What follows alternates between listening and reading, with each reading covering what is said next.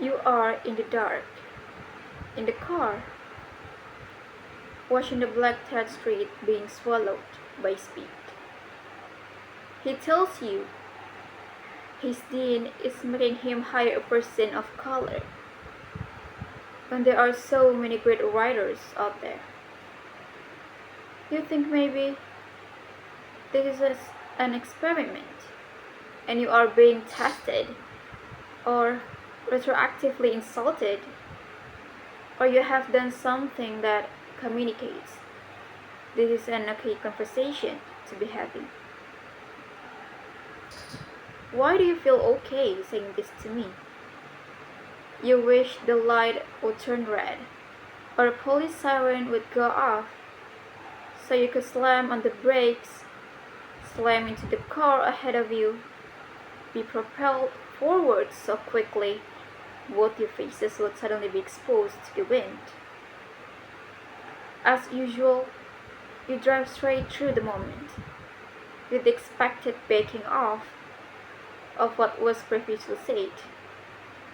It is not only that confrontation is headache producing, it is also that you have a destination that doesn't include acting like this moment isn't inhabitable, hasn't happened before, and the before isn't part of the now as the night darkens and the time shortens between where we are and where we are going.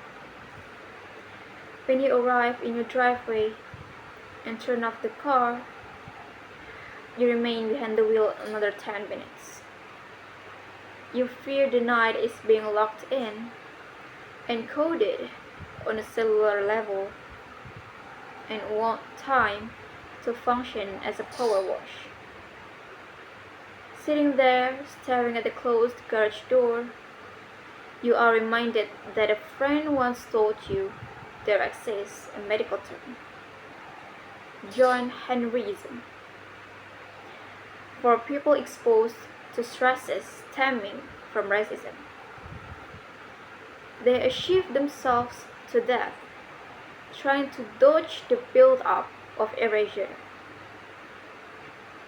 Sherman James, the researcher who came up with the term, claimed that psychological costs were high.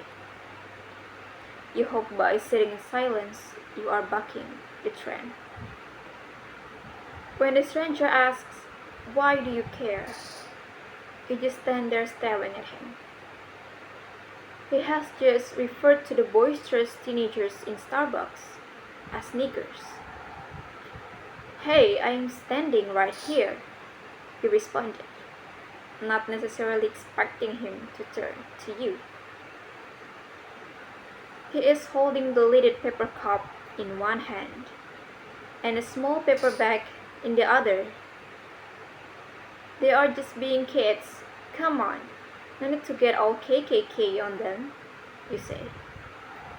"Now there you go," he responds.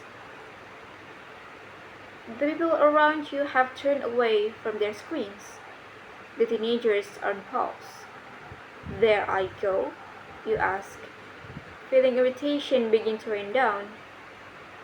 Yes, and something about hearing yourself repeating this stranger's accusation in a voice usually reserved for your partner makes you smile. A man knocked over her son in the subway. You feel your own body wince.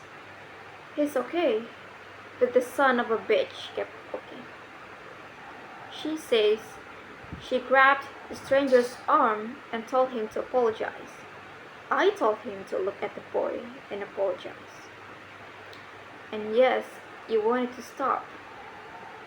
You want the child pushed to the ground to be seen, to be helped to his feet and be brushed off. Not brushed off by the person that did not see him, has never seen him, has perhaps never seen anyone who is not a reflection of himself. The beautiful thing is that a group of men begin to stand behind me like a fleet of bodyguards, she says. like newly found uncles and brothers. The new therapist specializes in trauma counseling. You have only ever spoken on the phone. Her house has a side gate that leads to a back entrance she uses for patients. You walk down a path bordered on both sides with deer grass and rosemary to the gate, which turns out to be locked. At the front door, the bell is a small round disc that you press firmly. When the door finally opens, the woman standing there yells at the top of her lungs, "Get away from my house! What are you doing in my yard?" It's as if a Wonder Doberman Pinscher or a German Shepherd has gained the power of speech. And though you back up a few steps, you manage to tell her you have an appointment. "You have an appointment?" she spits back. Then she pauses. Everything pauses. "Oh," she says, followed by, "Oh yes, that's right. I am sorry. I am so sorry. So sorry."